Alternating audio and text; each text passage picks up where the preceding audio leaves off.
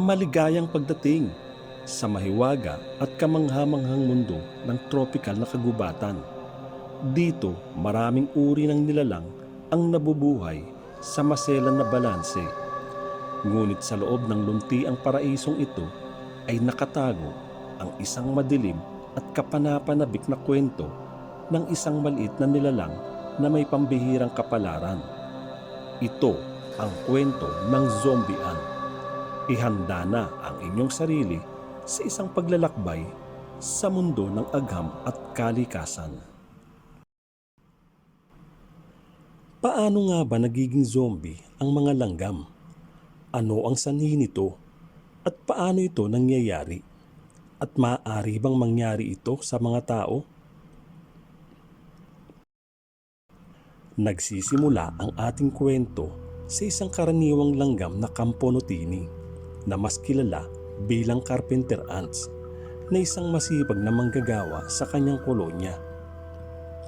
Hindi niya alam siya ay makakatagpo ng isang nakamamatay na hindi nakikitang puwersa, ang Ophiocordyceps unilateralis, isang fungus na may pambihira at nakakatakot na kakayahan. Habang naghahanap ng pagkain ang langgam, hindi niya napapansin ang mga espora ng fungus ay dumidikit sa katawan nito at naglalabas ng mga kemikal na magpapalambot sa exoskeleton ng langgam upang magbigay daan para sa esporas na makapasok sa loob ng kanyang katawan. At dito na magsisimulang magaganap ang kakaibang mga pangyayari. Kapag ang fungus ay nakapasok na sa loob ng katawan, ito ay mabilis na kumakalat at lumalaki sa loob at dahan-dahang kinakain ang laman nito.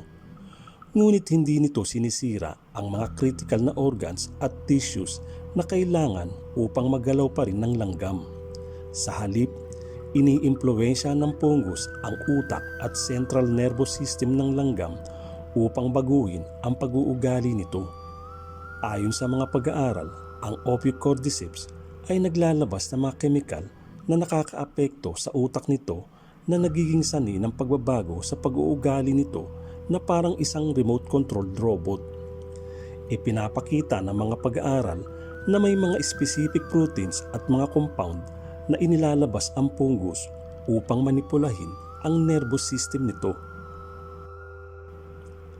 Sa loob ng 1 hanggang 2 linggo, unti-unting nawawala ang kontrol ng langgam sa sarili nitong katawan. Naglalakad ito papalayo mula sa kanyang kolonya at nagsisimulang umakyat sa isang mataas na halaman.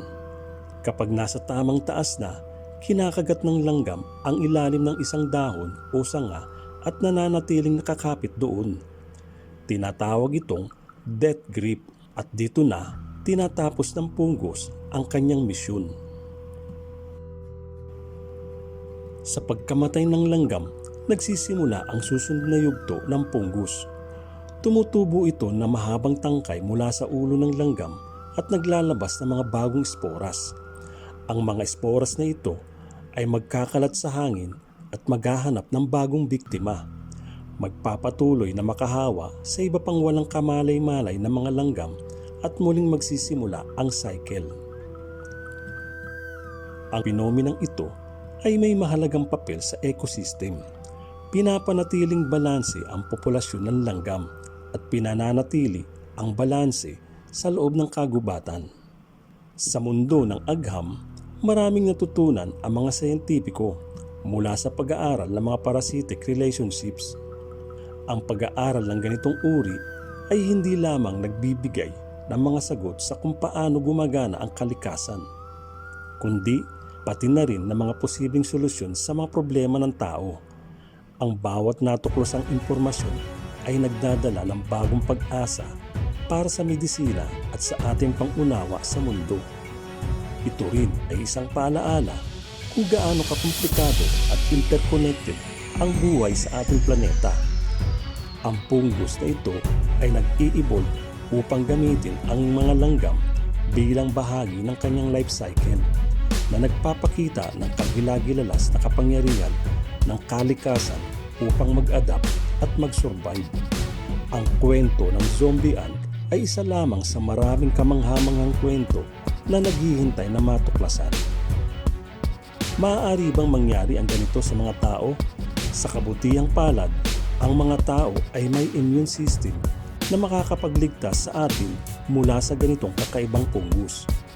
Ngunit may mga ilang pangyayari sa mga hayop na nagpapakita ng ganitong uri ng kontrol. Ito ay isang parasite na nakakaapekto sa mga daga at pusa.